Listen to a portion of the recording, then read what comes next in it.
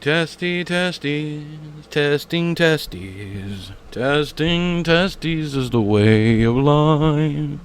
Testing testes, testing testes, testing testes is the way of life. Hello everybody, E here. Welcome back to another episode of a semi-fictional kind of life. This is chapter 4, and if you're unaware, my name is Edward Lorn. I am smarter than you, I am more charismatic than you, and in being cleverer and more forthcoming than you are, I would like to say that I'm also a liar. I am an author, and that was just me lying about lying. But if you lie about lying, then no one can really ever tell when you're telling the truth, and I like that, especially as someone who hides behind multiple different names. But what I want to talk about today, the last time we were here, I spoke of, since I'm so much smarter than everybody, I spoke of the inspiration that I drew from for Bay's End, my first novel under the Edward Lorn name. Today, I also went into what parts of my life that I added to the book to make it a little more maybe realistic. I also spoke about some things that actually happened that people thought were, that they would never happen. One of my favorite things is to write reality in a book, to write about something that actually happened, and then to see in reviews or whatever, people talking about the book, to then see people saying that would never happen. I find that funny. The day I shot this video, now these are like months and months apart, but this is the hottest day of the year so far that you're going to see me wiping my face a lot. There's a lot of mans in front of you, I'm sorry, and that mans do be sweaty. But this is my slovenly period. This is where you see me and it's like, he really doesn't give a fuck. And you're right, I don't. So, but that face that I just made in the video was me getting to a part in Nightmare in Pink by John D. MacDonald, where things were getting rather horrifying. I believe I finished the book in this sitting. I know we've kind of been jumping back and forth between videos of me reading other books and just pieces of books. So if you guys want, like a buddy read series where I only read one book, that's fine. Just let me know down there in the comments. But yeah, today I want to talk about the inspiration for my second novel. This is going to get confusing because of the timeline. But technically, my second novel was Dastardly Bastard, or The Dastardly Bastard of Waverly Chasm.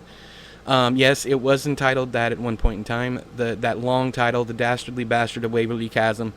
And the publisher, Red Adept, who is still publishing books to this day, hello Lynn and them, shout out to y'all. Y'all have been trying to get me to cash my 35-cent check for I don't know how many years. And I'm not going to do it because, it's aggravating you and you deserve to be aggravated. But, so I get little testy notes inside of the thing. He's like, you need to cash this check, rada. Whatever, I'm not cashing a 35-cent check. I'm not taking it to my bank.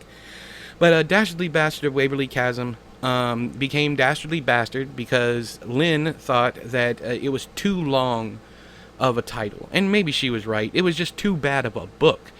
And here's where, not nepotism, but here's where a life lesson, do not work with your friends, comes in. I knew Lynn before she started her publishing company. Her name was Lynn Odell back then. I believe it's Lynn McNamee now. Either that or that's the backward. Either way, she's been both. And Michelle Reaver, if you listen to this, shout out to you too. And all the other people, Cassie, all the other people that I worked with over there. And I'm not being sarcastic about all of it, but it definitely Lynn. She was my editor. She edited Bay's End, and then she said, "Hey, look, I'm gonna start a publishing company, and I want you to be grandfathered in as our first, our first author." And I was like, okay, well, I have something ready. And I did have something ready, but it shouldn't have ever seen the light of day. That is Dastardly Bastard, the novel that would eventually become Dastardly Bastard. Once my contract with Red Adept ended after, I believe, three more books, I think. And we'll get to all that. After my contract ended with them, then Dastardly Bastard, the rights came back to me, and I took it down. I believe the audiobook is still up. I don't know. I have the rights to all this stuff. But the only time I've ever, and this is because people begged me to do it. If you're sitting out there going, why the hell did he give it to Thunderstorm Books for them to do a limited? People were begging me to produce a decent limited edition. There had been another limited edition done that I was not happy with. And I still to this day think that my buddy H, the whole reason he introduced me to Paul over at Thunderstorm was because he was tired of the crappy limiteds that I was producing myself. They just weren't up to snuff.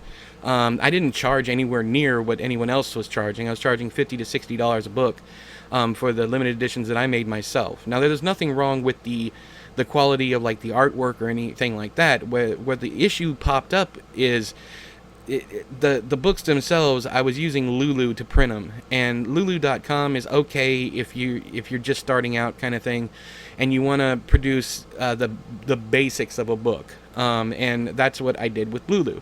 And nobody was really happy with it. I wasn't really happy with it, and I can attest to that. I can admit that those books weren't great. They were worth about, it was costing me anywhere between $25 and $30 just to make them. And then the shipping and everything, so I was only making like $5 a book, selling them at $50 and $60. Anyways, but here's where we're going with that. I went. My buddy H. Well, I didn't even know H back then, but H, who would become a good friend of mine, introduced me to Paul Goldbrish, I believe is how you say his name, the owner operator of Thunderstorm Books. And he ended up doing, after my All Things Lead to the End series, he ended up doing a limited edition of Dastardly Bastard. And I had thought, and Todd Kiesling did the cover art for it, and it's an absolutely beautiful abstract. It really fits the book if you know the book's themes. But that book was edited into oblivion. Lynn, Michelle Reaver, I don't know if you want to say tried their best, but neither one of them liked the book. And when you have editors that do not like a book, editing a book, they're going to try and turn it into whatever they want to. And we're going to get to more of that when I'm talking about Lynn. So I guess this is just, kind of the history of my publishing career, at least under the Edward Lorn name, since Edward Lorn is the name that this channel is under. So Dastardly Bastard, my second book, it was a metafiction, social commentary, bringing a bunch of different people from a bunch of different walks of life, and then throwing them into a scenario where a crazy entity that's locked away inside this chasm, Waverly Chasm, a place of my own creation, that is also right outside Bay's End. This chasm, at the bottom of this chasm, there is this entity that is trapped there. And he uses nightmares. He uses your memories and turns them nightmarish. The memories aren't really your memories. They are nightmare scenarios built off of your memories. And that's kind of like a twist at the end. Whatever, rada. Come to find out that some of the stuff that actually happened in these people's lives didn't happen the way, it's shown on the page. There's some great concepts in the book, but when there was this one, I remember everyone was upset about the amalgamation creature. It was a bunch of different nightmares all put together, and they didn't like that because they didn't think it fit the single nightmare scenario. I was like, yeah, but he has this entire group, so all of their nightmares are in this one, and they're like, no, it doesn't make any sense because it's only one person seeing it. Like, okay, whatever. It doesn't matter. It's fiction. And it was at that point in time when I realized that, okay, if I'm ever going to work with Red Adept again, and I did, that I'm going to have to make these stories at least believable to the common, I don't know. I couldn't do high, this is going to sound terrible. I couldn't do high intellect stuff with them. I couldn't do metaphor and theme and, really, really deep stuff. And I snuck it into the following books, the books that came after Dastardly Bastard. I snuck it into those books, but that was never their favorite parts of the book. I did Life After Dane with them. I did Hope for the Wicked and Pennies for the Damned. Pennies for the Damned was the last one. It almost didn't come out. It was a complete and utter nightmare. In fact, Michelle Reaver, I called her Reaper because she would literally chop the hell out of, but she killed books. And sometimes it was needed, sometimes it wasn't. But I remember a conversation where I upset her, and she said, kind of in a teary voice, like, "I'm just trying to make your book good." And that's when I knew. That's when I knew neither one of them thought the book was any good. And they lied. They decided to take it anyway. And I say they, but Michelle wasn't really. It was Lynn. Lynn's, I don't know if she's still the owner operator, but she's the creator of Red Adept Publishing. Red Adept literally is her. She's redhead, and she's adept at what she does. Get it? Haha. But yeah. And I just remember that being it, and me going, you know what? Yeah, you're right. It's not good, and I need to take some time and figure out why that is. So if the person who's been asking why, there's my buddy Marcus that lives in Germany, and then there's one other person who's been in the videos, in the comments of the new videos, that's been saying, "Hey, when's the next Larry Laughlin book coming?" It's not coming. I've toyed with the idea multiple times. The entire series was written and completed. We had Hope for the Wicked, Pennies for the Damned, Corpses for the Grinder, Judgment for the Righteous, and then the last one, I can't remember what it was called, but it was something along those lines, something of the whatever, something for the whatever. And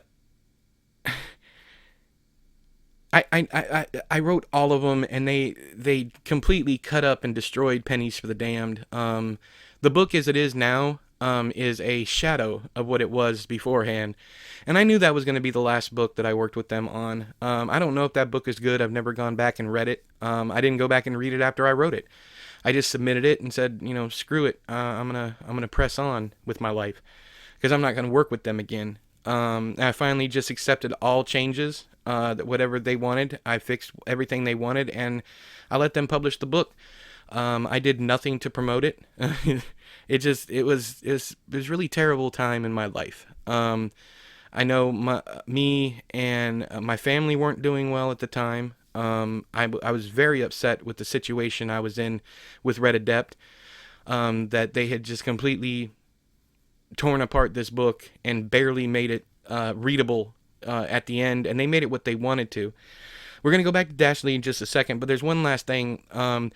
If you ever work with an editor and that editor tells you to add and take things away, if it's a suggestion, maybe think about it. But for the most part, if all of their suggestions are, "Hey, you should have done it this way," run for your life. Run, child, run. Because what they're doing is they're trying to use you to write their own stories. You know the story that you want to tell. An editor should only really ever mess with the structure of a book. An editor should only ever fix errors and suggest different structures, that kind of thing.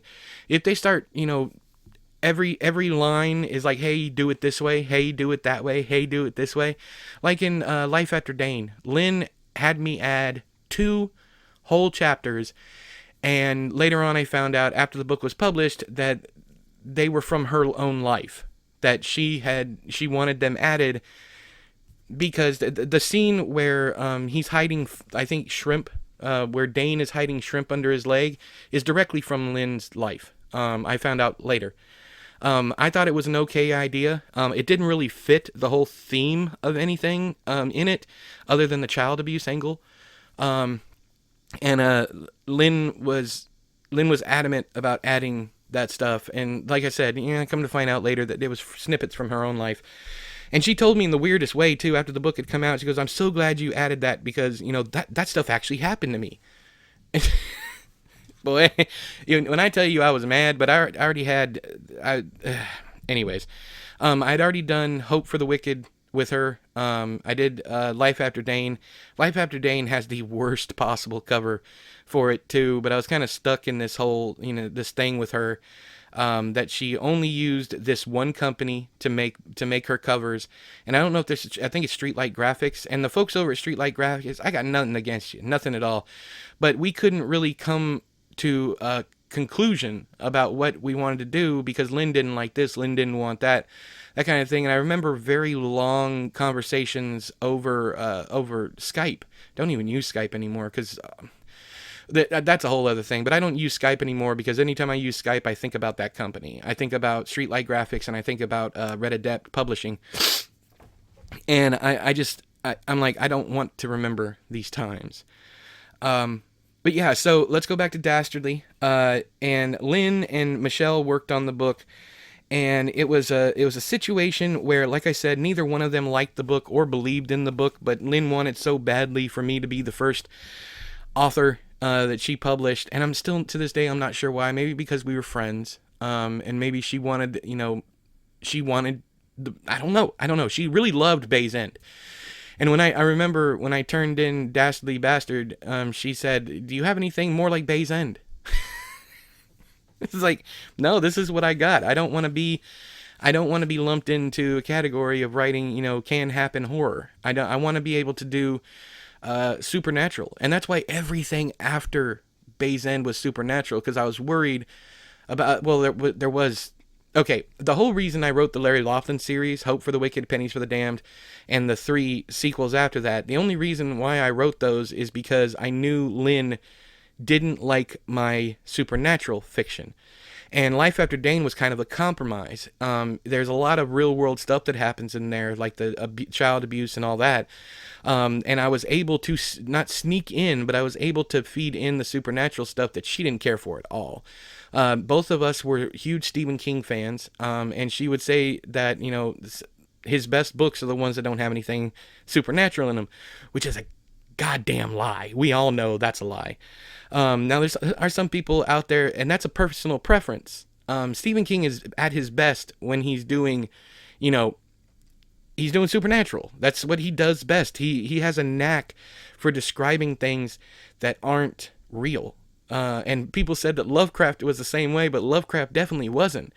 Lovecraft used a crutch, the nameless horror, a horror so horrifying that you can't even, you can't name it, you can't describe it. It's beyond compare kind of thing.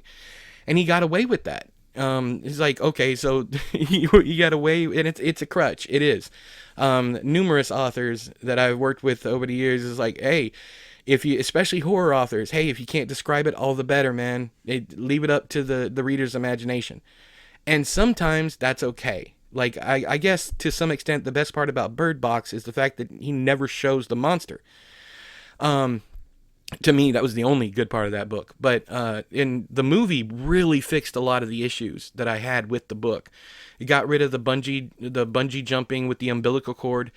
If you haven't read the book, that's not that much of a spoiler. It's like it's like 2 lines, but when you get to it, hopefully, if you do read it and you get to that part, hopefully you are just as pissed off as I am.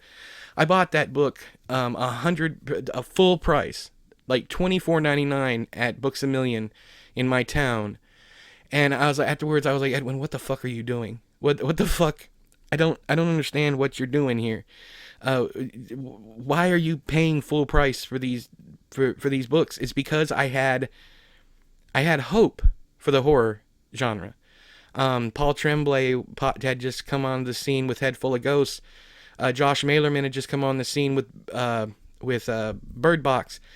All of these wonderful, I thought, all these wonderful horror books were popping up again. It's almost like Stephen King, Peter Straub, Clive Barker. It's like all them had just started popping up again, and that's what everybody was saying. And then I read them myself, and I'm like, what the fuck? And this is what I have to say about that. First off, he's about to go on break. If you need to take a break, pause it here. Go on.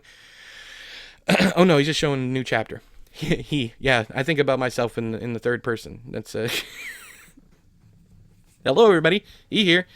Anyways, here's the analogy that I came up with about why Josh Malerman and Paul Tremblay why Josh and Tremble's, skyrocketed to success. It's because if all you've had to eat for the past few years is Vienna sausages, a hamburger can start to taste like steak. People had nothing to go off of. The only horror community that was thriving was indie, and even to some extent, even that was dying. And it just wasn't doing as well. It's fully dead now. I mean, you can just ask anybody, hey, horror author or indie horror author, how's publishing going? And they're like, because people aren't reading. And when people don't read, writers don't work. That's just the truth. And I'm not going to sit here and lie to you and tell you it's because of sensitivity, readers, and because the world's too sensitive and all this other nonsense. It has nothing to do with that. It has everything to do with people not reading, period.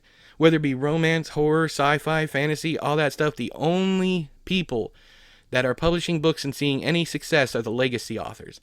You got your John Grishams, you got your Stephen Kings, you got your, all these folks, Colleen Hoover, all these people are going to continue to publish. Those are the mainstays. Those are the legacy authors. They are going to keep those presses afloat until they can finally start putting money back into other people. Now I know what you're thinking. There's there's albums, there's debut books all the time. Yeah, these are people who knew somebody who knew somebody who knew somebody. Yeah, it's the possibility of you turning in a manuscript right now to an agent. Just getting an agent is difficult as crap right now, not because they're not taking people, but because there are so many agents out there. Everybody's, there's a joke that, once Amazon started allowing self-publishing and started doing all that stuff, that, everybody was an author. Now everybody's an agent because of the internet. Everybody's an agent. And if they're not an agent, they can become an agent for you, which is ridiculous. But there's no more gatekeepers, and people are, for the most part, happy about that. Hell, at one point in time, I was happy about that. I was like, hell, I don't have to go through all these publishing house loops anymore. Let me publish my own stuff. So I did 3 tests, 3 different author names. I did 3 tests way back in the way back. It was back in let's see here, what was it? No, 2011, 2012. Anyways, right about the time that Edward Lorn surfaced, there was an erotica author that surfaced that would end up dying in 2018. I'm throwing out hints all over the place here. I'm just not saying it outright. I'm giving you hints. Hint, hint, wink, wink, nudge, nudge. We're over 20 minutes into this video. This type of video only my friends watch. So there were hint, hint, nudge, nudge, wink, wink. There was an erotica author who popped up in either 2011 or 2012 and ended up literally dying in 2018. And there was another author, a Christian author, who started publishing in 2013 and then disappeared off the face of the map in 2020. Okay? So, Christian author, erotica author, those are your dates, those are your times, go find it. Lazy and a bunch of you other ones who always want to know the pen names, there you go. Go. If you want to go hunt them down, you have the most you've ever had right there. So I had those 3, but here's the funny part. The only one to last out of all 3 of those, the only one to still be around, is the one that did the worst. And that was Edward Lorn. Edward Lorn started as started a YouTube channel in 2017. 2017, he started a YouTube channel, and he started posting about Stephen King, and everybody likes Stephen King. Even the people who don't like Stephen King like Stephen King. And what I mean by that is even the people who hate him love looking up his books. You don't believe me? Go look at the comment section on my Thursday Theorist videos. You will always find someone in there going, I hate Stephen King. Then what are you doing on a Stephen King video? The algorithm only sends you stuff that you are searching yourself. That's how it works. The algorithm learns by watching what you like. And they think that that people only look up what they like, but no, people don't look up what they like most of the time. People look up the stuff that they hate. At least a certain type of people. And you know who I'm talking about. People who just miserable basement dwelling trolls. And unfortunately, that brought in a whole different class of people that I was then bumping heads against. And if you want to know the absolute truth, all of my problems started when I made this channel. I made this channel as a hobby. This is going to piss off Tony and them because I'm saying it again. And I will say it to the end of my days. This channel was never meant to be here as an income source. Yes, I've had to come on here and beg for money. I have, twice.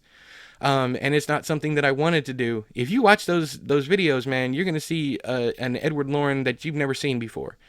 And I don't like that they exist, but if I take them down, people will say I'm hiding them or whatever. So, I mean, people talk about them to this day. I did have to come and ask my friends for help because a bunch of projects that I thought were going to come to fruition didn't. I bet all, I tell people all the time not to do this, but I bet all my chips on them. And I lost all my chips. Anyways. So the reason why I say all my problems started about the time that I started this, because the Edward Lorn name took a huge hit because people did not associate Edward Lorn with books. They associated him as the Stephen King guy or the Stephen King theorist or the YouTube channel. While the bigger the YouTube channel got, the smaller my sales, the less I sold of my own books. And you would think that would have an opposite effect. You would think that the bigger the name got, the more people would look for it. But no, I was bringing people in because of my rage reviews, because of my negative reviews. They didn't want to be happy about anything. They wanted to be mad. They wanted me to one-star everything so that they could have entertainment because people love drama. And that's when I started to fucking hate every single one of you. Every single one of you. Even my friends. I started to hate everybody because that's all you wanted from me. Even people that I was working with at that time seemed to want less to do with me because I was not making videos anymore. And that hurt, but now I'm back and now everybody else is back and we're all fucking smiling at each other, ain't we? Across a table of rotten fucking meat. And that brings me back to Dastardly Bastard, something that never should have happened. But in Dastardly Bastard, since this series is me talking about, my life, my history as an author, so on and so forth, and the inspirations for those books, the two of the main characters are a white man and a black woman that are dating. When I first wrote the book, I was just dating my wife at the time, so I kind of mirrored it there. But I turned him into an urban white guy, and I'm not urban whatsoever. I was born and raised in the streets. I was born and raised in Inglewood, California. And I grew up around black people. I existed around black people. And it was, I never once felt the urge to pretend to be something that I wasn't. Whereas the character in the book, kind of like stealing black culture, as he's a vulture. He dressed a certain way, so on and so forth. He was stealing from the culture. And then the black woman was, and this is where a lot of people misunderstood what I was trying to do. My wife is a hyper intelligent individual. She's beautiful, and she also just happens to be black. I wrote her into the book, and people thought that those two things were meant to collide. Those two things were meant to show that black people can be smart and white people can be hood or ignorant. And I don't know where these things come from. Does it come from a place of hate? Because I don't understand it. And I got one review. This is also the funniest review I've ever seen of any of my books. But there's a lady it was a white woman, and that said, you can tell this book was written by a cis-het white man. What? I can't help any of those things. What? That's your review? Okay, fine. But yeah, and I think it's because people assumed that I was trying to balance those two things, and I wasn't. I was writing about my wife, and I was writing about a dude who was pretending to be something he wasn't. And to some extent, I was writing about myself because I didn't think I was a writer. I had some minor success with bestsellers before those books. And that's one of the things that kind of bothers me to this day, that I never told Lynn the truth. But at the end of it all, she showed her true colors. So I'm glad that, that we ended up where we are today, not on speaking terms. At least in my end. She might not even remember me. She might not even care. I don't know. She has a very well-to-do press. But yeah, then there was a couple other things. There was a character that kept popping up in my books named Donald, and he was a little person that was an author, that he would also use models, which I have done in the past, used models to go to his book signings, because he didn't want people to think that, he was that he was the author. He was trying to hide the fact that he was a little person. Me, I'm constantly trying to hide the fact that I am a balding, fat, white man. Well, not white. White doesn't mean anything to me, but a balding, fat man. And so I have hired, numerous actors, models to pretend to be me, for my pen names. And the only one of them that I ever really, really, truly regret is my erotica pen name was a woman. And but it's so good, guys. It is so good. The lie was so good that people would literally on Goodreads say, like, this is why I only read erotica written by women, because they get it. No man writes erotica like that. It's beautiful. It's beautiful. There's a couple more breadcrumbs for y'all who's been trying to figure out who my erotica pen name was or whatever. Those books are bad. They are really bad, but they were financial successes, man. They paid the bills for a good long while. The Christian fiction is really easy. Just write any book and then keep repeating how much you love God every 2 or 3 pages. God is good. Or just, every now and again drop in there, Jesus helped me to do this, or God saw fit to bless me with this. That kind of thing. That's all it is. You can't have on-screen sex kind of deal. You can't have sex on the page. You can have fade to black. They have to all be happily ever after, because God saves lives. He doesn't damn them. He saves them. So, it's basically Christian fiction is for the ultra gullible. Anyone who believes in the Bible, basically, or any religion for that matter. It's the ultra. And if you think for a second that these Christian publishing companies are on your side because you're a Christian, they are out here to make money off of you. They're the ones who trained me how to get over on you guys. They're the ones who trained me. I didn't do this myself. They said, okay, here's the Bible, not the real Bible, but here's the Bible of what you can and cannot do. It's this. These are our 10 commandments kind of thing. You can't do this. You can't do that. You can do this. Please do that. That kind of thing. Or don't do this. Instead, do this. And they have it down to a science. Publishing has it down to a science, and that's why so few good books make it through nowadays, because it's scientific. It's an algorithm. It's if you do not fit within the algorithm, if you do not fit within the equation, the solution to the problem, then you're not going to make it anywhere. They don't want anybody who's new. They want tried and tested positive outcomes.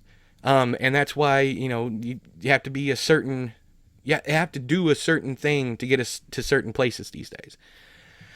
I am trying to be vague here, but I don't know why. I mean, this is kind of like my faceless confessionals that I just throw up and then I don't even read the comments. It's just throw them up. Also, it's called a semi-fictional kind of life for a reason. Some of these things are lies and just for entertainment, just like my books. Some of them are lies just for entertainment purposes. Anyways, so you can choose to believe it or not. I don't really care. And that's the honest truth. That's why I'm just putting these up. Also, I know which ones are real, so I can go back and, I can be like, okay, this, that, and the other. I can tell people who watch this, okay, don't pay attention to this time. I'm literally sitting here writing. I'm looking at the time while I'm talking to you, and every now and again you hear this. That's me. I don't know if you can hear it, but that's me writing down the times when I'm lying. He's going on break, so if you need to take a break, now's a good time to take a break before Sweaty Fat Man's, gets back. He's already back because it's the magic of television. It's a cut. Anyways, so do you think I actually sit here and record an entire hour, 40 minutes to an hour and 10 minutes? Do you think I actually do? I do. But do you think I do? Or do you think it's all one take? Do you think I could actually sit here, any of you who've been to the lives know this is true, but do you think I could actually sit here and just go on and on and on about myself? I am my favorite topic. You underestimate how much I love me. Where was I? I was a Dastardly Bastard, all that nonsense, but Dastardly Bastard was a mistake, just like the YouTube channel was a mistake.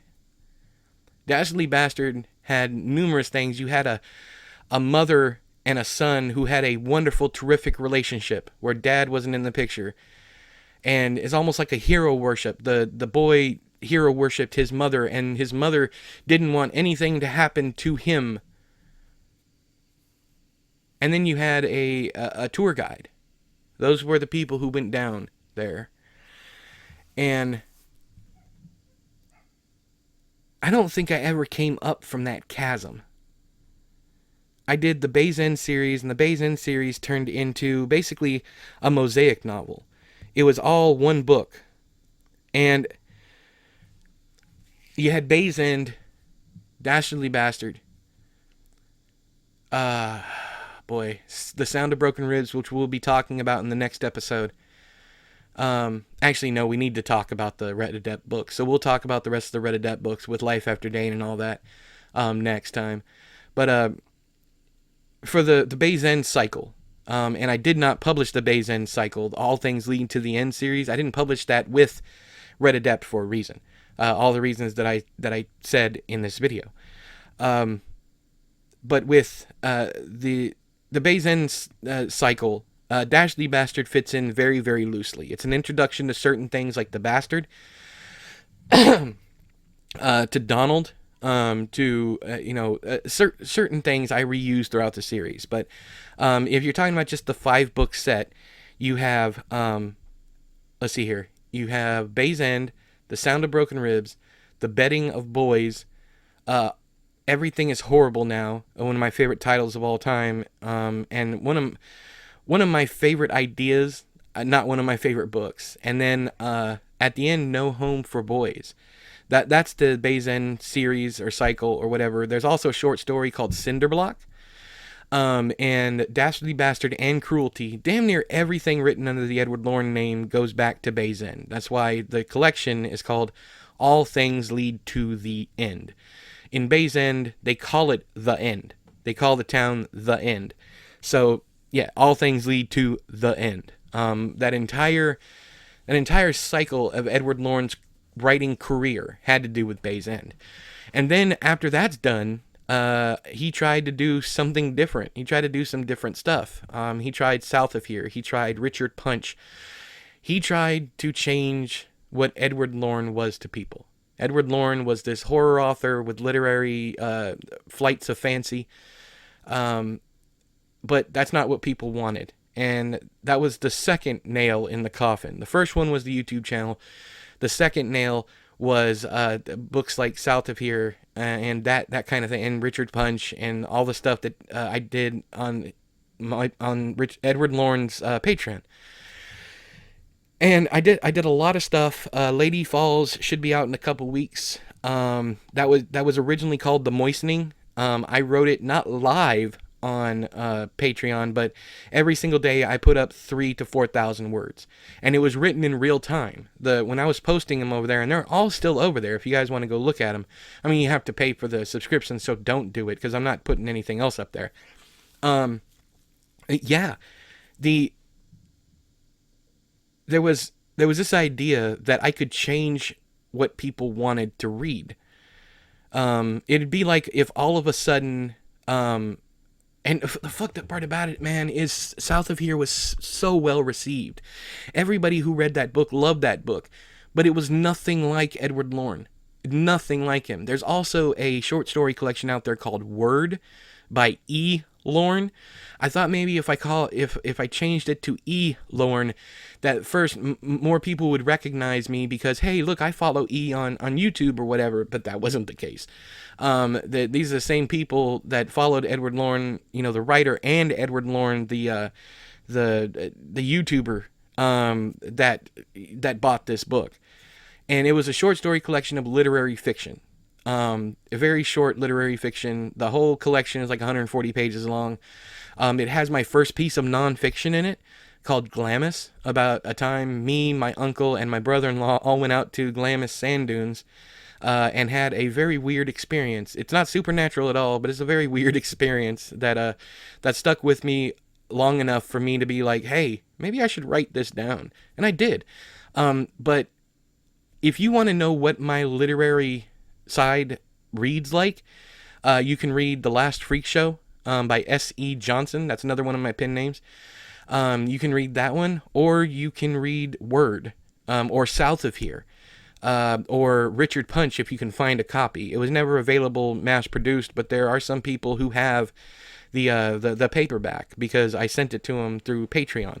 There's a lot of people that don't know that there's a sequel to Cruelty called Cruelty and Joy that I never finished posting or sending to people on Patreon. And I look back at stuff like that, and it irritates me because had I been a member of my own Patreon, I would have started screaming to the rafters, like, why didn't you finish this? Why didn't you finish this? The thing is, it's finished. It's all sitting on my hard drive. What happened with that series is Lulu literally stopped letting me make those little pocketbook books. That's why they stopped coming. And then I couldn't afford to do them any bigger. I was only charging $5 a person for them. That's all I was charging. And then every 3 months you would get I don't know if it's supposed to be every month. And each one of those books was costing me money to send out already. But I was happy to do it because first off, I was selling well. My books were still selling well. And I was happy to do it just because I was like, I couldn't believe that people wanted to be a part of my Patreon. I had, at one point in time, 200 people over there. I lost all that. When I stopped posting and I stopped sending out books, people dropped off, and I don't blame them. Hell, I would have dropped off, but I would have made a stink before I left. That's just me. We're nearly 45 minutes into this. I don't think that, anyone watching or listening to this is part of the Patreon, but if you are, I don't know how to make it up to you guys. I'm going to be sending out Lady Falls as soon as I get it done. But it's going to take a really long time because I'm not making much money anymore. I'm not selling books, period. Not even the S.E. Johnson, Ward Nerdlow, any of the pen names that you guys know about, none of them are selling. And also my health, I'm not going to be around too much longer. So it's just a matter of what I can get out while I can get it out. Oh boy, it's already 8 o'clock. Sorry, I'm looking at the clock. I got, 4 or 5 more minutes left to go on here before this video ends, and I'm exhausted. I didn't want to do this, but I was like, I need to get it done because Ramon and a couple other people, I believe Lazy and Ty, y'all watch these, and you watch the Read With Me's. And I don't want to let you guys down. I don't want to let my friends down. But just remember, at some point in time, these are just going to stop appearing. And when they do, I'm not coming back. Whether that be because I am no longer here or because I'm too sick to be here.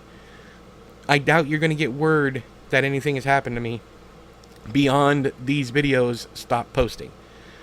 Right now I have a total of 17 of these videos done. It was less than that. It was like 12.